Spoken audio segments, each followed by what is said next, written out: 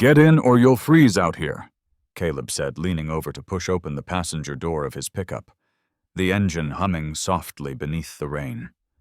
The woman standing in the middle of the road flinched at the sound of his voice. Her head snapped toward him, eyes wide, not in surprise, but fear. Real, sudden fear. She took a step back, clutching her bag to her chest like a shield. Caleb kept his hands on the steering wheel, palms open. His voice stayed low, steady, like he was talking to a spooked horse. "I ain't gonna hurt you," he said gently, "just offering a ride. You look like you need it."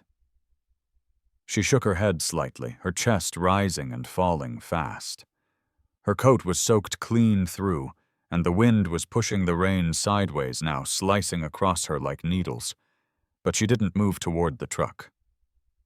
Caleb sighed, his breath fogging the windshield. "Look," he said, still calm. "This ain't the kind of road you want to be standing on come nightfall. I got Stu at home, a dry place to sit. You don't gotta say a word, just get warm, that's it." For a moment she looked torn between bolting and collapsing. Her knuckles whitened on the strap of her bag. She glanced at the tree line behind her, then at him again. Then the thunder cracked, a loud, deep rolling sound that made the trees shudder and her whole body jump. Her breath caught her knees, buckled just slightly. "Okay," she said, voice barely above the rain. "Okay." She moved slowly, cautiously, eyes still locked on him as she climbed into the truck. She shut the door with a soft thunk and curled into herself, her whole body tense. "I'm Caleb," he said after a beat, keeping his voice soft. "You don't have to tell me yours unless you want to." She didn't answer right away. Her hair was plastered to her face, and her hands were trembling as she wiped rain from her cheeks. Finally she whispered Sarah. He nodded. "All right, Sarah. You're safe now." The truck rumbled forward, its headlights slicing through the gray dusk. They rode in silence, the windshield wipers squeaking in rhythm, the rain only getting harder. "I got a place just up the road," Caleb said. "Miller Farm. Not fancy, but there's dry towels and food. My mom is there too, so you'll know I ain't the only soul under that roof." Sarah gave the smallest nod, but she didn't look at him. He could feel the weight of her silence, could practically hear the questions spinning in her head. Who was this man? Why had he stopped? What would he want in return? But Caleb didn't press.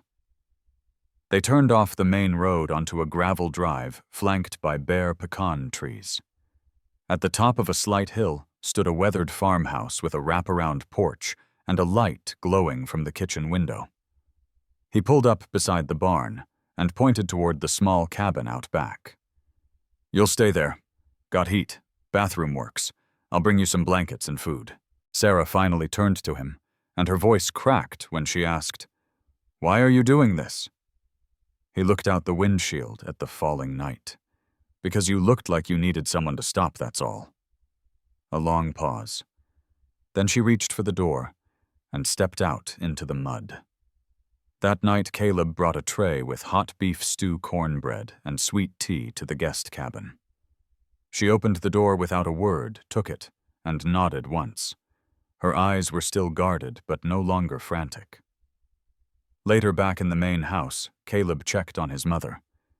Jean lay in her bed, one hand resting on the edge of her quilt. "She's still out there," she rasped. "Yeah," he said. "She's in the guest cabin." Jean was quiet for a moment, then blinked slowly. Good. In the small cabin, Sarah sat with the warm bowl in her lap, steam curling around her face. She stared at the wall, her thoughts 1,000 miles away.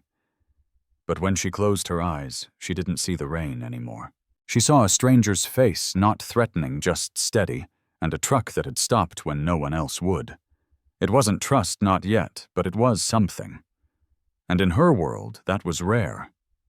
If you believe that even the smallest kindness can change a life, give this moment a like, and tell us where are you watching from. You might be surprised who else is sharing this story with you tonight. The smell of rain-soaked earth lingered in the air the next morning as Sarah awoke to faint sunlight leaking through the thin curtains of the guest cabin. For a long moment she lay still, curled beneath the warm quilt Caleb had left folded at the foot of the bed. The stew bowl from last night sat empty on the nightstand. Her fingers brushed the rim of the tray, still warm with memory. She wasn't used to waking somewhere safe. Her shoes, placed neatly by the door, had dried overnight. Her bag, still zipped tight and tucked under the bed, remained untouched. That small fact settled something tight in her chest. At the main house, Caleb stood by the stove, flipping bacon in a cast-iron skillet. The scent of black coffee hickory smoke and grease filled the kitchen, mixing with the faint sound of his mother's soft humming from her room down the hall. He moved without noise, his hands practiced. It was Saturday. Chores would wait until after breakfast. At 8 sharp, he tapped lightly on the cabin door and stepped back. Sarah opened it a crack. Her hair was damp from the shower face, bare eyes cautious, but clearer.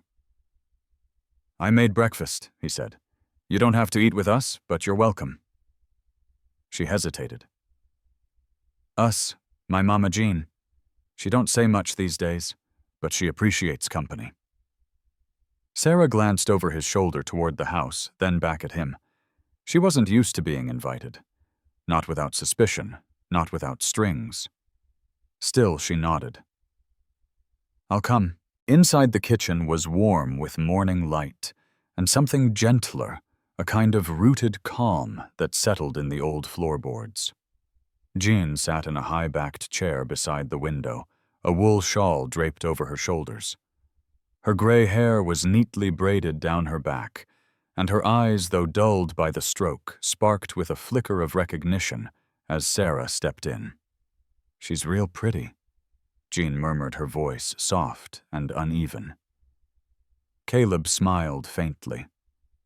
"Mama, this is Sarah. She's going to sit with us this morning." Sarah walked slowly toward the table, unsure where to place herself. She sat at the far end, careful not to impose. Breakfast passed mostly in silence, save for the occasional clink of a fork or the slow murmur of Jean's humming. Sarah ate quietly but gratefully scrambled eggs, grits, buttered toast, and thick bacon crisped just right. "You cook like someone raised by a Southern grandma," she said without thinking. Caleb shrugged. "She taught me well. My daddy passed young was just us." Sarah nodded. "Mine left. Never came back."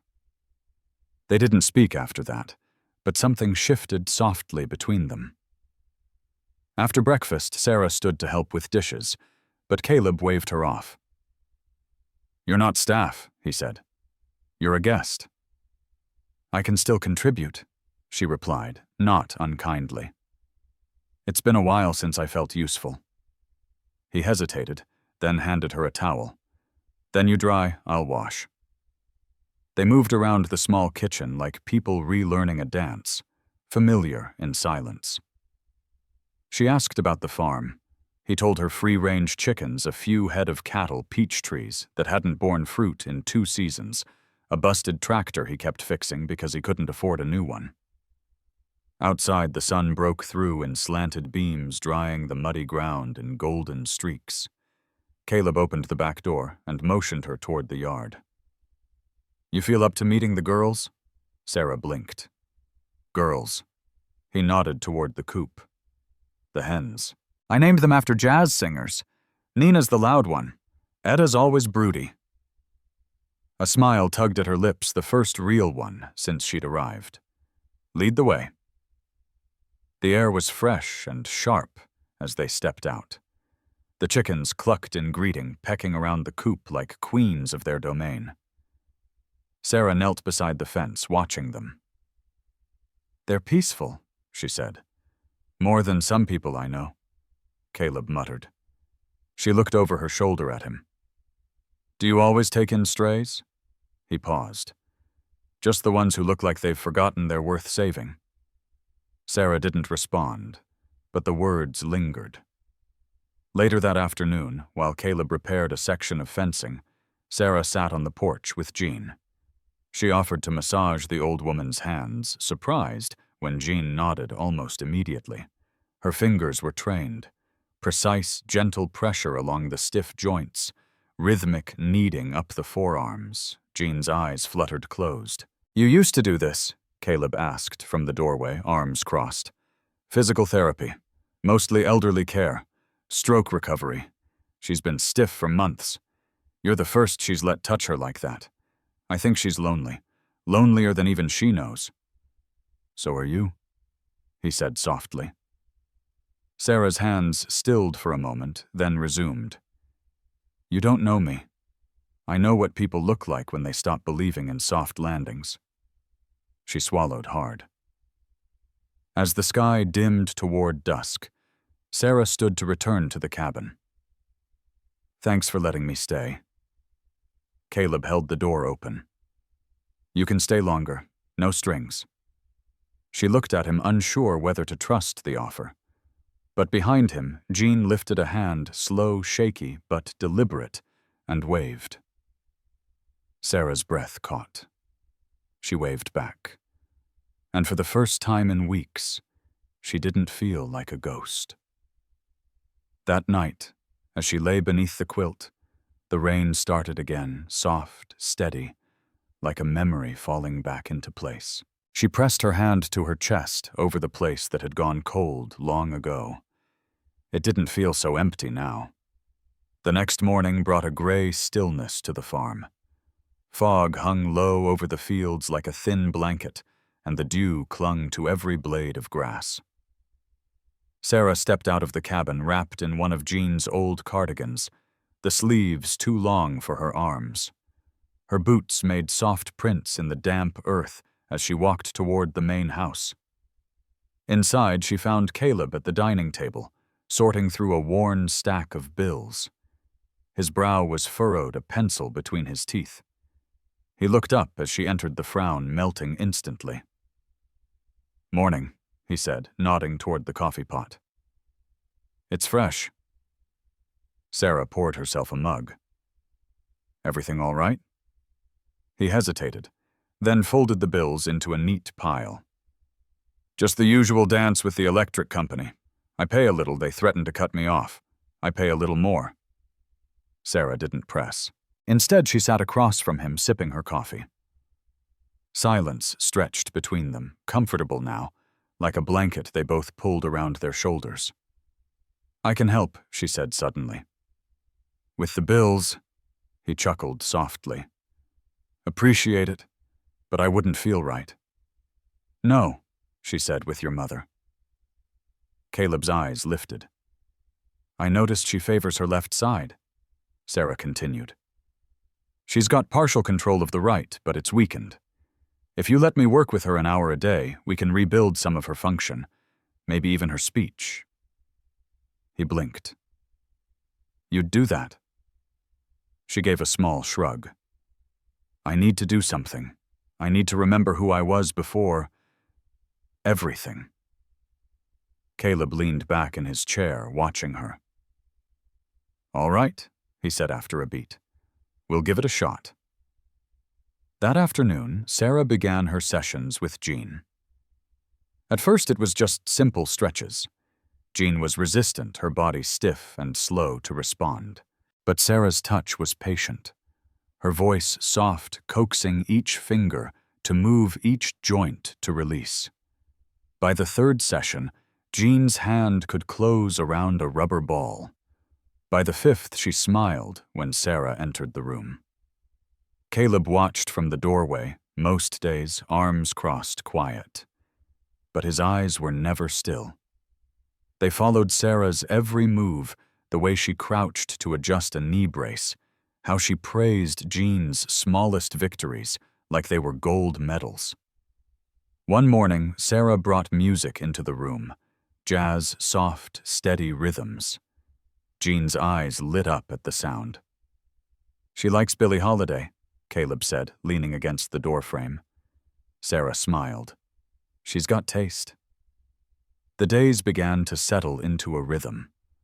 Sarah helped with chores in the morning, worked with Jean in the afternoon, and in the evenings she and Caleb shared dinner, sometimes quiet, sometimes laughing, always easy. One Thursday night, as a storm rolled in, they sat together on the porch, listening to the low rumble of thunder.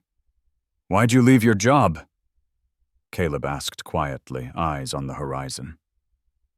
Sarah hesitated. Her fingers curled tighter around her mug. "I didn't leave. I was forced out." He turned to look at her but said nothing.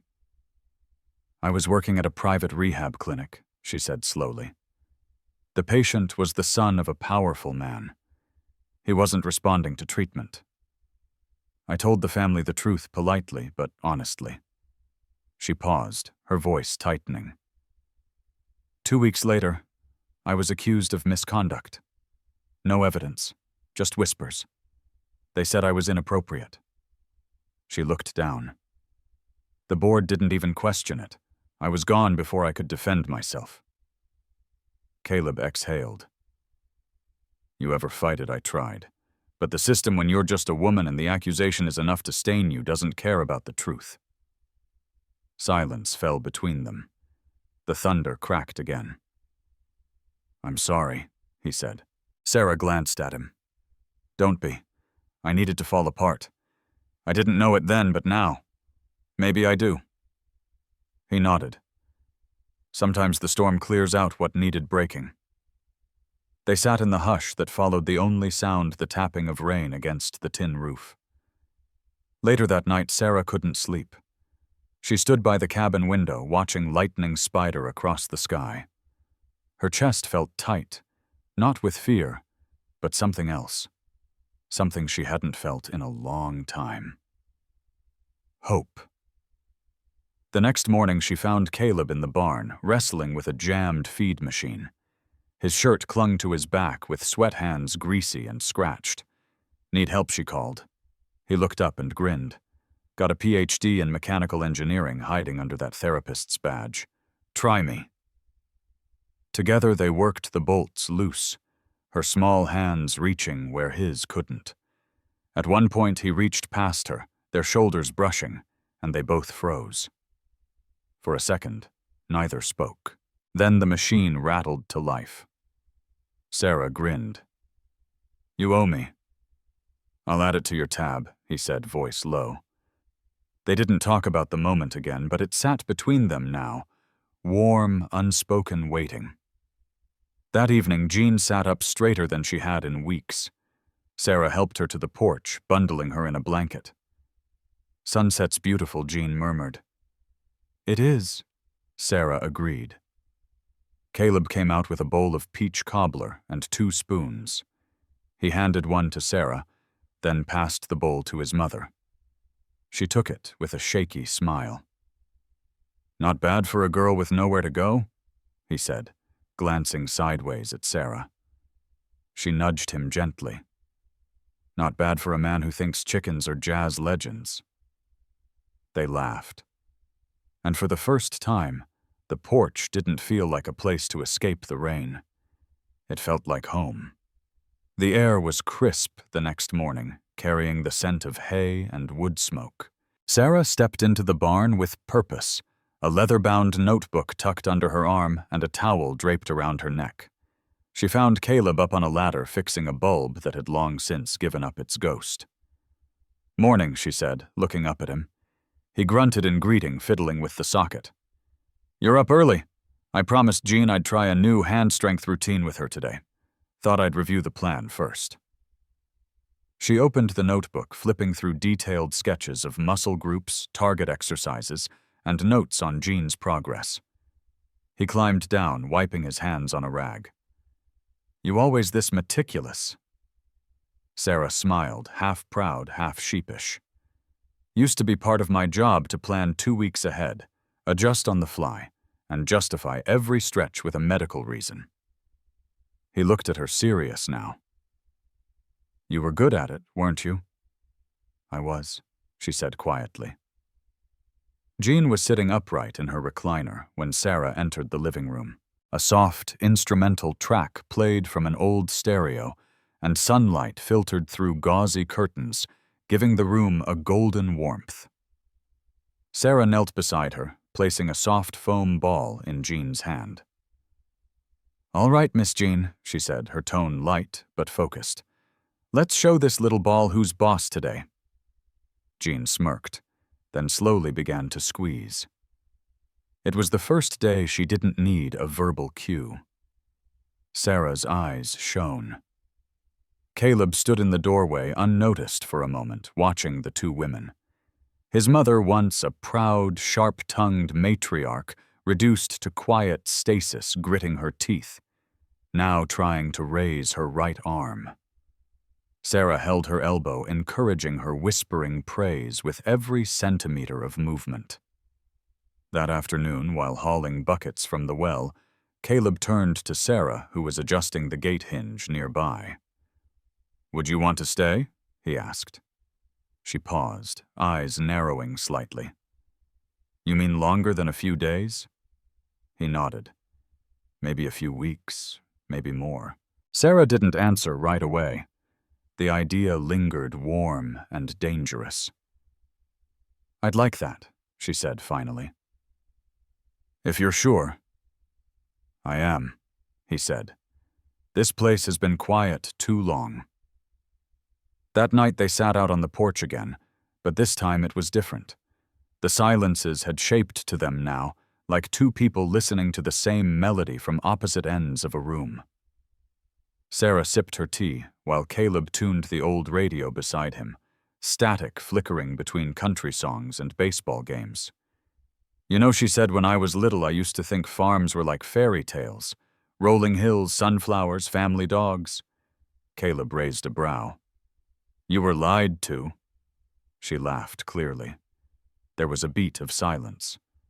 Then she said almost absently, I think I could fix that broken handrail on the side porch. It's bothering me. He looked at her, really looked, and smiled. Be my guest. The following days passed in a rhythm both new and oddly familiar. Sarah tended to Jean, helped with feed runs, even repaired the creaky porch rail with the precision of a woman used to fixing things. In town, Caleb introduced her to the local hardware clerk, to the grocer, who always forgot to label the peaches, and to the mailman who asked if she was the girl who wandered in from the storm. Sarah merely smiled. Something like that. But behind the ease of smiles and small talk, something heavier brewed. One evening, while sorting old books in a storage shed, Sarah stumbled upon a dusty metal box. Curiosity took hold. Inside, she found faded photographs, Jean in her youth, Caleb in a football jersey, and a man she didn't recognize, sharply dressed, standing in front of the same farmhouse. His arm was slung casually around Jean's shoulder, but there was a distance in her eyes. Sarah heard footsteps behind her. That's my father, Caleb said. Sarah turned, startled. He looked different. Caleb's jaw tightened. He left when I was 12. Took the truck, the savings, and didn't even leave a note. Just disappeared. Sarah gently closed the box. I'm sorry. He nodded, his voice low. It's just me and Mama now. Has been for a long time. That night, as Caleb fixed a loose gutter under the stars, Sarah wandered out with 2 glasses of cold, sweet tea. Your mother asked me to play her music again tomorrow, she said. Caleb took the glass. She doesn't ask people for things, not unless she trusts them. Sarah hesitated, then said, I think I trust you too. The words hung in the air. Caleb met her eyes, something flickering behind his. You know, I've spent a long time thinking nobody would ever choose to stay. People come here when they're lost. They leave when they find their way again. Sarah looked down, her voice soft. What if I'm still finding my way? The wind stirred the trees. Somewhere inside, Jean coughed. Caleb stepped closer, his tone gentler than she'd ever heard. Then stay as long as you need. And if you ever want to leave, I'll help you find the road out. Sarah looked up at him, her heart unsteady. What if I don't want to leave? He didn't answer. But the way he looked at her then, like she was the first sunrise after a long drought, said everything. Neither of them moved. They didn't need to. The silence spoke for them, and for once it was enough. The following week unfolded with a tenderness neither Sarah nor Caleb dared to name. Mornings began with the scent of fresh cornbread and Jean's slow, deliberate movements in the sunroom, her fingers curling more confidently around the foam ball, her voice cracking out 2-word sentences like too tight or more tea. Sarah became part of the household's rhythm-feeding chickens at dawn heating compresses at noon, jotting medical notes in a spiral journal by lamplight. But one evening, as the sun dipped low and painted the barn in liquid amber, Sarah stood at the kitchen window, frozen. A silver SUV pulled into the long gravel driveway. Her eyes narrowed. The plates were out of state, no dust on the tires, and the man who stepped out wore a pressed suit too clean for this side of Georgia. Expecting anyone? She asked Caleb as he passed behind her, drying his hands on a dish rag. He glanced out. His brow furrowed. Not at all. Sarah's fingers tightened on the sink's edge. The man approached with a slow, calculated stride and knocked 3 polite, measured raps.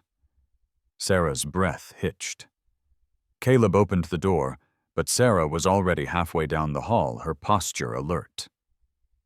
"Can I help you?" Caleb asked, stepping onto the porch. The man smiled thinly. "I'm looking for Sarah Monroe." Sarah appeared in the doorway.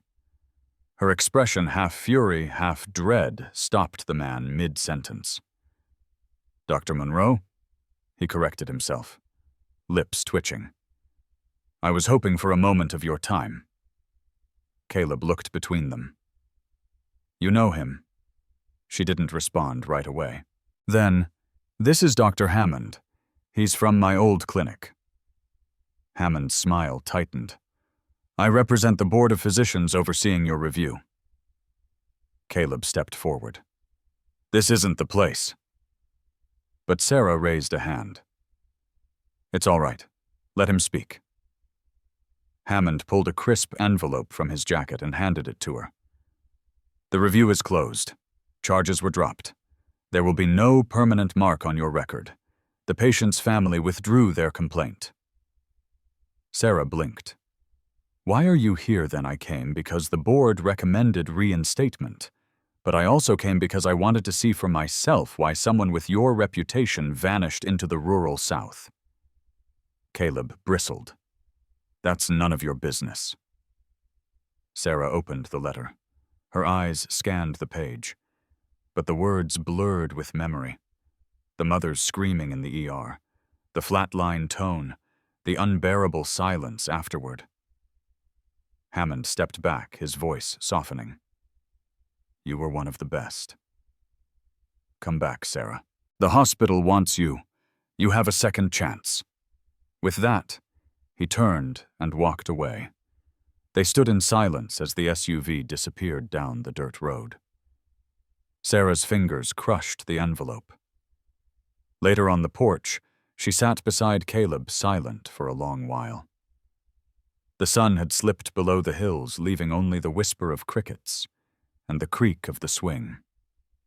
"I made a mistake," she said finally. "A patient coded. I made a call." "It was the wrong one." Caleb said nothing. "I tried to fix it, but the family blamed me. So did the board. So did I." She looked at him then. "I ran." He nodded slowly. "Now you have a choice." She exhaled sharply. "That's what scares me. I thought running would erase it. But it followed me here. No, Caleb said, his voice low. It didn't follow you. You brought it, and now you can face it. Sarah stared into the dark horizon. And leave this? You wouldn't be leaving, he said.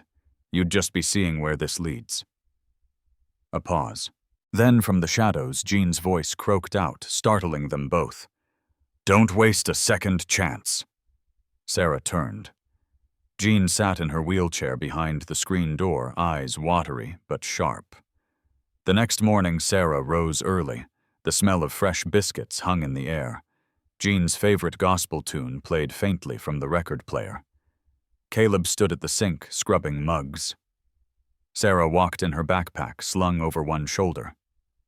He turned. You heading somewhere? She hesitated. Just the clinic in town. I need to see something for myself. He didn't stop her, just nodded. Downtown, the small medical center sat like a stone relic, familiar and foreign. Sarah stepped inside. The receptionist looked up and froze. Sarah. Hi, Jenna, she said softly. Jenna stared a moment longer, then smiled. You came back. I'm not sure for how long. The administrator's office smelled of lemon cleaner and old papers. Sarah sat across from a man in a blue vest who didn't bother hiding his surprise. I heard he said. Hammond called. I'm not here for that, Sarah said. Not yet. I just wanted to ask if I could observe, volunteer, help where needed, just to remember who I used to be. He studied her. You've got 3 open shifts in triage. You want one? She nodded. I'll be back tomorrow. That evening she returned to the farm with dirt on her shoes and tiredness in her bones, but a weight had lifted. She found Caleb fixing a fence post, his hands caked in mud. How was the clinic? He asked without looking up. I saw a girl with a broken wrist. She cried like the world was ending. I wrapped it, made a joke, and she laughed. He looked at her now. She laughed, Sarah repeated softer. Caleb gave a crooked smile. Sounds like the beginning of something. She shrugged. Or maybe just a reminder. That night as they ate dinner, Jean suddenly reached across the table and patted Sarah's hand. Welcome home, she rasped. Sarah's eyes shimmered. Maybe. Just maybe. Home wasn't a place you ran to or from. Maybe it was the space between healing and hope. The place where second chances didn't feel like judgments, but like gifts. And maybe, just maybe, this was hers. The sky over the farm stretched wide and golden as autumn crept in quietly, burning the edges of the cottonwood trees with orange and amber. Sarah had now been volunteering at the local clinic for almost a month, and though her presence there stirred whispers and sidelong glances, at first she was beginning to hear her name spoken with gratitude rather than caution. But it was in the quiet, familiar routines of the farm where her healing truly lived, in the soft clink of dishes, while Caleb washed them beside her in Jean's gruff, one-word encouragements as she squeezed the therapy ball with more strength than ever in the long evenings sitting on the porch swing, listening to frogs echo across the fields. One afternoon, after driving Jean to a follow-up at the nearby neurologist's office, Sarah returned home to find a pickup truck parked under the oak tree by the barn. She didn't recognize it. The windows were tinted. Caleb was crouched by the shed, hammering something into place. He looked up, squinted toward the truck, and stood. Sarah followed his gaze. The driver's door opened, and a tall, heavy-set man stepped out. He wore an old sheriff's badge on his belt, and the kind of arrogance that didn't need a uniform to carry weight. Sarah froze. Caleb didn't. Afternoon Tom. He said, his tone civil but cool. Tom Dawson, the county sheriff, and not a friend. Sarah instinctively stepped closer to Caleb. Not out of fear, but readiness. The last time she saw that badge was during a rough moment at the clinic, a time when Tom had come to question a black teenager who'd been wrongfully accused of stealing medication. Caleb had been there that day too. She hadn't forgotten the heat in his voice. Tom spit to the side, glanced at Sarah. "Didn't expect to see you still around, Doc." "I live here now," she said evenly. "Right," he smirked. "Just came to pass along some news. Thought it might interest you, Caleb." Caleb raised an eyebrow. "What kind of news?" Tom looked toward the road, then back again. "Your cousin Jake's been poking around town asking about this place." Caleb's jaw tensed. "Jake knows he's not welcome here." "Well," Tom said, tipping his hat back, "folks don't always respect fences. Just figured you'd want to know. You've got a lot of valuable land here, and from what I hear, some good company, too." His eyes flicked toward Sarah with a look that made her stomach tighten. "That's enough," Caleb said, stepping forward slightly. "You've said what you came to say." Tom's face shifted. Something harder surfaced, but he nodded, turned back to his truck, and drove off without another word. As the dust settled behind him, Sarah exhaled. "Jake?" she asked gently. Caleb was silent for a beat, then turned back toward the shed. "My mother's sister's boy. Grew up mean. Stayed mean. Tried to steal the property years ago when Jean had her first health scare. He's got friends in low places and he's not afraid of bending the law." Sarah crossed her arms. "And Tom likes power and doesn't like seeing a black man keep land that white hands once wanted." That night, Sarah couldn't sleep. Her mind churned with questions, with images of Caleb standing tall against men who wanted to tear down what he'd built. She walked quietly through the dark hallway and found him outside, sitting on the porch steps, wrapped in a flannel jacket, staring at the stars. She sat beside him without speaking for a long while. Then finally, "You know you don't always have to carry this alone." He looked at her. She continued, voice soft but sure. "You let me stay. You let me help Jean. You let me find myself again. Now let me help you keep this place safe." His eyes flickered with something unreadable. Pain, maybe. Pride. And something tender.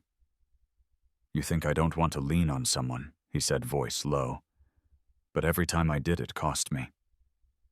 Sarah leaned in slightly close enough that her voice was just for him. "Then let me be the one who doesn't."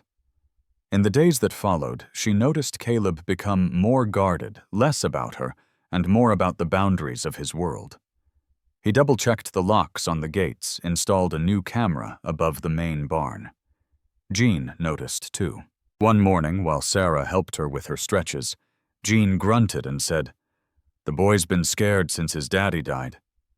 Always watches the shadows." Sarah nodded. "But maybe he doesn't have to anymore."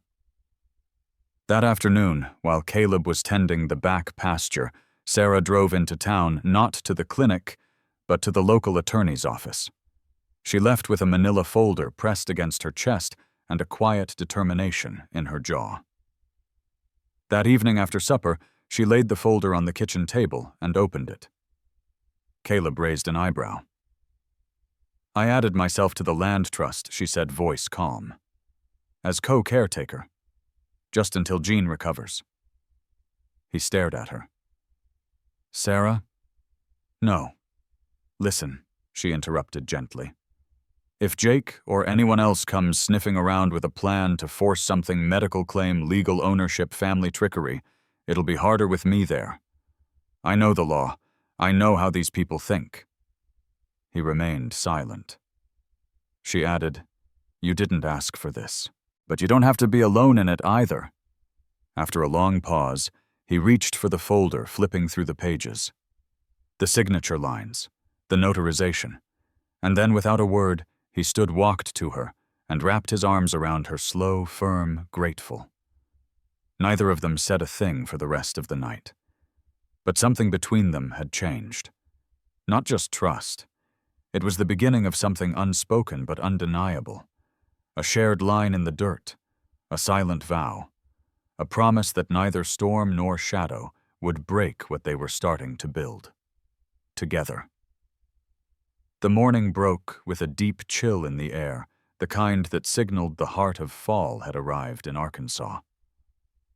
Sarah pulled her scarf tighter around her neck as she stepped out onto the porch, her breath turning to mist. From where she stood, she could see Caleb in the distance, hauling feed buckets toward the barn, his steps deliberate but slightly slower than usual. The farm, once just a refuge, had become something deeper. It was now rhythm and purpose, a heartbeat she moved in sync with. But today, something felt off. Inside, Jean was uncharacteristically quiet. As Sarah helped her through her morning stretches, the older woman paused mid-grip of the therapy ball and whispered, "He's hiding something. I can tell." Sarah didn't respond right away, adjusting the support under Jean's elbow. "You know," Jean continued, "Caleb's always been the strong type.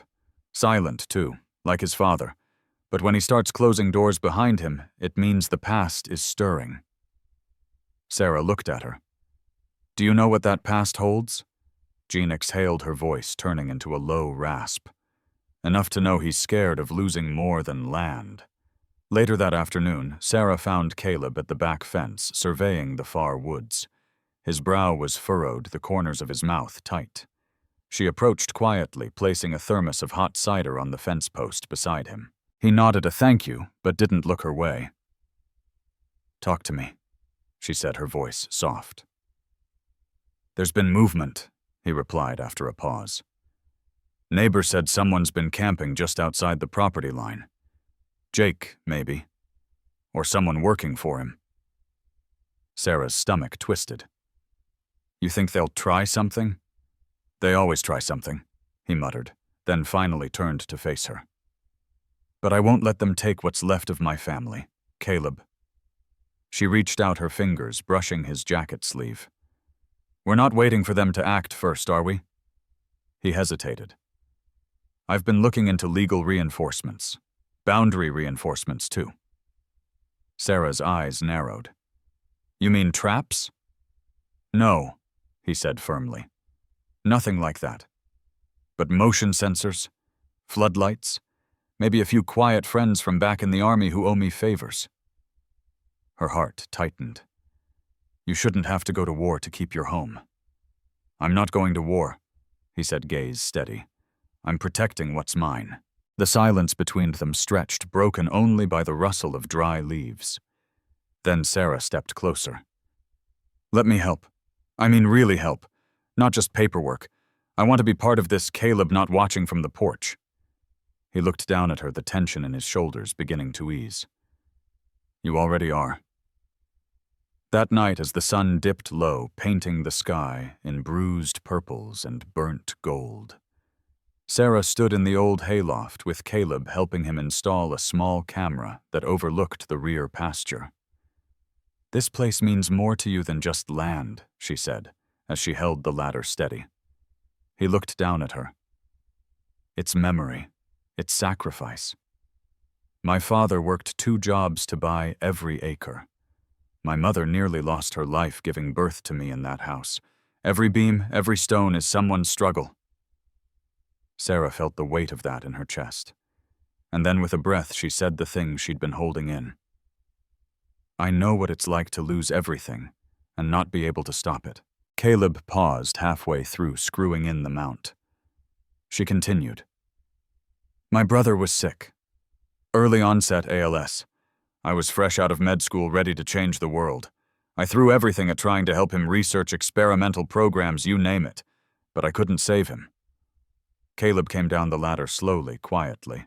"He was the only family I had left," she said, her voice catching. "After he died, I shut down, gave up the clinic. That's how I ended up wandering in the rain that night you found me." He stepped closer, gently touching her arm. "You weren't lost. You were just between. Sarah looked up at him, eyes glossy. And you pulled me back. They stood in silence for a long moment, wrapped in dusk and unspoken understanding. But just as they turned to go, the farm dogs erupted in furious barking near the west end of the property. Caleb moved first, motioning for Sarah to stay close as he grabbed his flashlight from the barn wall. They reached the tree line in minutes. The dogs circled something, a pile of broken branches and tire tracks. Caleb scanned the ground, jaw clenched. Someone's been here. Sarah knelt beside the disturbed soil. Looks fresh, maybe within the hour. Caleb stood still, calculating. He's testing the perimeter. She looked up. Then what do we do now?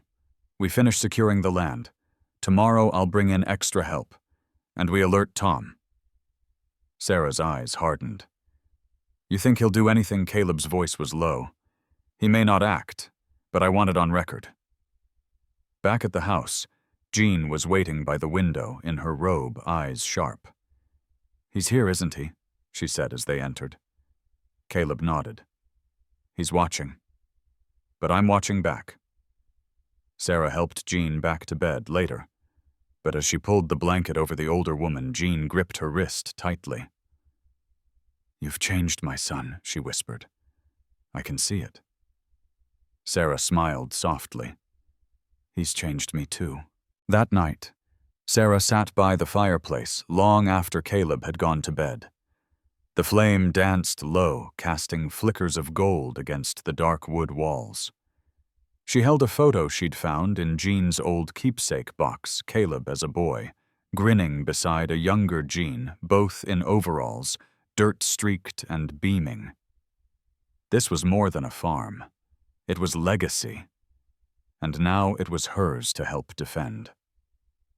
Outside in the distance, the wind stirred through the trees, carrying with it the faintest sound of tires crunching gravel. Sarah stood. She was ready. The sun hadn't yet risen when Caleb stirred awake, the faint hum of the security alarm echoing in the stillness. He swung his legs over the edge of the bed and reached for the rifle he kept locked behind the dresser. The alarm had triggered on the western boundary, the same area they'd found disturbed just hours earlier. As he made his way downstairs, he wasn't surprised to find Sarah already in the kitchen, fully dressed, sipping from a mug. I heard it too, she said quietly, setting the cup down. Westfield. He nodded. Camera caught movement. Probably nothing, but I'm not taking chances. Sarah grabbed her coat. I'm coming with you. No, Caleb said quickly, placing a hand on her shoulder. Let me handle this. You promised we were in this together, she said, eyes firm. I'm not letting you go out there alone. The argument died on his lips. He saw it in her gaze, resolve, not recklessness. By the time they reached the west fence, dawn had barely touched the horizon. Caleb scanned the area with his flashlight, sweeping over tall grass, old fence posts, and finally footprints, heavy ones, leading straight to the cattle shed. He raised a hand for Sarah to stay back, then slowly approached the open structure. The doors were ajar. Inside, hay was scattered. A few tools were overturned, but there was no one. Then he saw it, a message carved roughly into the wood beam. Last warning. Caleb's jaw clenched. He stepped back and turned toward Sarah. Jake's not just watching. He's getting bolder. She frowned. So what now? We call the sheriff, and we reinforce everything. But when Sheriff Dawson finally arrived, an aging man with a limp and a reputation for siding with whoever paid the most, his reaction was tepid at best. You sure it's not just kids? The sheriff mumbled, squinting at the carved threat. Kids don't leave threats at the same spot twice in a week, Caleb said through gritted teeth. You know who's behind this. Dawson sighed. Look, Caleb, without proof, there's not much I can do. Jake's got a lot of pull in town. You're gonna need more than a footprint and a hunch. Sarah stepped forward, her voice sharp. And when that warning turns into a fire, or worse, the sheriff looked away. I'll make a note of it. After he left, the weight of powerlessness settled over them like wet wool. Caleb paced outside, fury simmering beneath his skin. Sarah stood nearby, arms crossed, watching him. You ever feel like the law is just another weapon in the wrong hands? He asked. All the time, she replied. That night, the three of them sat around the dining table in silence. Jean, after a long pause, spoke up. There's something I need to show you. She gestured toward the hallway. Caleb helped her to the bookshelf in the study where she pressed a hand against the side panel. With a faint click, the false back opened to reveal a hidden compartment. Inside was a dusty file box labeled in faded ink. Property 1970-1. I didn't think it mattered anymore, Jean said softly. But maybe it does now. Inside the box were old deeds, maps, and letters, some handwritten, others typed on aging paper. Among them was a notarized letter from Caleb's grandfather detailing a private loan Jake's father had defaulted on during a drought year. It had forced the original Miller family to sell off part of the land. Jake's father had tried to contest the sale, but failed in court. Sarah's eyes widened as she read. Caleb, this proves your family didn't just buy the land, they saved it from foreclosure. Jake's been trying to reclaim what his father lost. Caleb stared at the document, 100 memories colliding in his head. All this time, he's been playing victim. Sarah nodded, and trying to rewrite history with intimidation. The next morning, Caleb drove into town with Sarah at his side, the box of documents on the seat between them. They headed straight to the office of Laura McCall, a local lawyer known for going toe-to-toe with the powerful. Laura examined the documents with growing interest. These are solid. This changes everything. If Jake makes one more move, we can hit him with a harassment suit and take it public. But that's not enough, Caleb said. He needs to be exposed. Not just for me, for every neighbor he's ever pushed around. Laura smiled slightly. Then let's give the town something they can't ignore. Within days, a town meeting was scheduled. Word spread fast, mostly thanks to Jean's old friends at the church and Sarah's subtle, persistent conversations with townsfolk at the market. That Friday evening, the community hall buzzed with whispers. Jake sat near the back, arms folded, jaw tight. Sarah sat beside Caleb in the front row, the box of papers on the table. Laura took the podium and laid out the story, quiet but powerful. The debt, the legal transfer, the history rewritten by intimidation. She passed out copies of the deeds, read excerpts aloud, and finally projected an image of the carved last warning message. Silence fell over the room. Then Jean, in her wheelchair, rolled forward, speaking into the microphone with the quiet authority of a matriarch. Justice isn't about who shouts the loudest. It's about truth, truth that's been buried too long. No one applauded, but no one argued either. Jake stood and walked out, his boots echoing against the floor.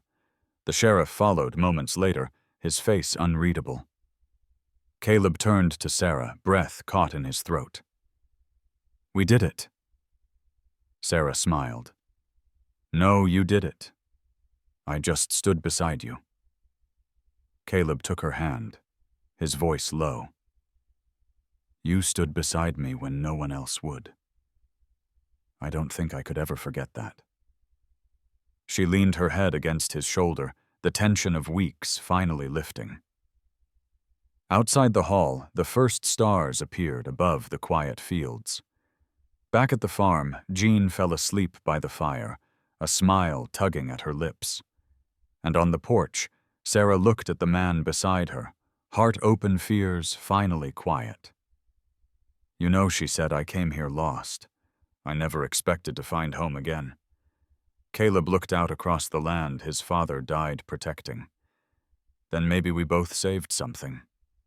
The night deepened, and the world for once felt still.